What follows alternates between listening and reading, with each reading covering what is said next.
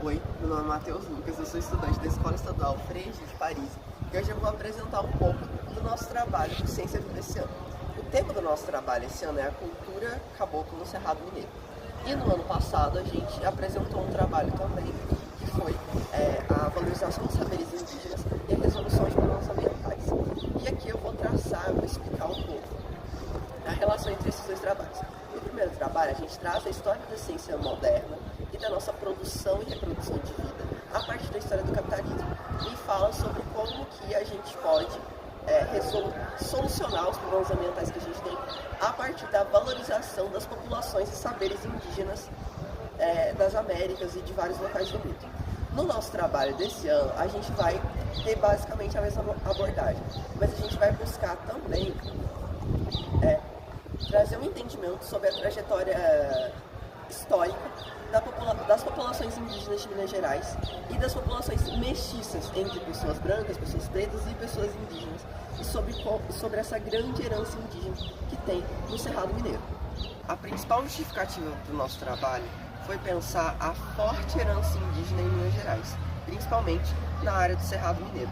E a partir disso a gente busca traçar a trajetória histórica dessas populações e de seus descendentes e as influências que isso tem na nossa cultura que a gente preserva até hoje. No nosso modo de falar, na culinária, nas festas populares e em diversas outras questões.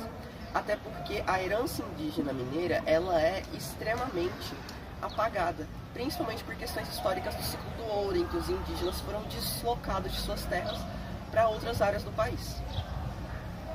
Para fazer essa pesquisa, a gente não podia usar só de fontes acadêmicas, justamente por causa desse apagamento histórico que houve em relação às populações indígenas e mestiças de Minas Gerais.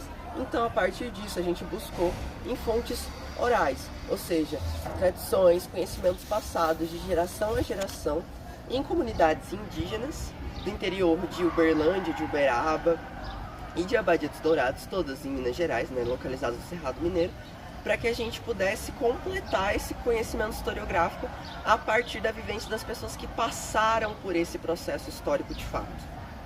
Para aprendermos mais sobre a cultura cabocla em Minas Gerais, precisamos saber de sua origem. Caboclo é um termo que possui vários significados, tendo também uma origem pejorativa, dada a mestiços entre povos indígenas e brancos. Um termo que ainda é bastante utilizado no norte e no nordeste do nosso país. Meu nome é Maria Gabriela, estudante do segundo ano, e eu vim apresentar a diferenciação entre os povos caipiras e caboclos e explicar um pouquinho mais aprofundado quem são os povos caipiras. Os povos caipiras, eles têm uma etimologia do nome desconhecida. Então, eles têm uma junção das palavras do Tupi-Guarani, que são as palavras Ca, que significa mato, e Pi, que significa que corta. Então, os povos caipiras, eles são conhecidos igualmente, são praticamente iguais aos povos caboclos, porém, a que diferencia ambos são que os povos caipiras têm originalidade paulistana, ou seja, eles têm originalidade entre os estados de Minas Gerais, São Paulo e alguns do Centro-Oeste, como Goiás ou Mato Grosso. O caipira é um termo polissêmico, marcado pela população oprimida. A partir do entendimento de que a cultura cabocla mineira é fortemente influenciada por povos do tronco macro-G, a gente vai ter uma série de influências que estão presentes até hoje no nosso dia a dia, como por exemplo o consumo de raízes como a mandioca, a prática do churrasco, a moda de viola e suas diversas variações, a nossa forma de falar. Em Minas Gerais a gente vai ter o R retroflexo, o R de porta. Esse R, ele vem justamente das línguas do tronco macro-G.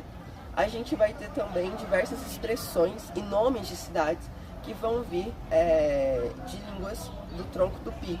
Então a gente vai ter a expressão xará, que vem de ixerreira, eu me chamo. A gente vai ter, por exemplo, a expressão vai cair um toró. Toró em tupi significa chuva. Então, a partir disso, a gente começa a ver essa gigante influência indígena que tem no nosso dia a dia. Entendendo o processo de catequização pelo qual as pessoas indígenas do país passaram, a gente entende que a espiritualidade dessas pessoas e de seus descendentes são espiritualidades sincréticas, ou seja, que bebem de mais de uma fonte religiosa. Nesse caso, sendo obrigados a aderir à religião católica, mas não abandonando totalmente as suas tradições, a gente vai ter uma série de fenômenos religiosos sincréticos que vão povoar a cosmovisão das pessoas caipiras em Minas Gerais. Então a gente vai ter, por exemplo, Curupira, Caipora, a gente vai ter o Caboclo d'Água, a Mãe d'Água, os Caboclos da Mata. São uma série de espíritos que têm origem indígena, que vão falar desses espíritos guardiões que os indígenas reverenciam e reverenciavam, e esse conhecimento, esse culto foi passado para os seus descendentes e que hoje, infelizmente, a gente trata apenas como um mero folclore ou como uma mera história de criança e não entende de fato a raiz indígena que isso tem na formação da nossa população. As comunidades caboclos em Uberlândia foram historicamente invisibilizadas e marginalizadas. Resgatar essa cultura é importante para reconhecer a contribuição delas na história local, ajudando seus descendentes a reconectarem as suas raízes e fortalecerem suas identidades. Isso também valoriza a diversidade cultural da região, enriquecendo a identidade de Uberlândia.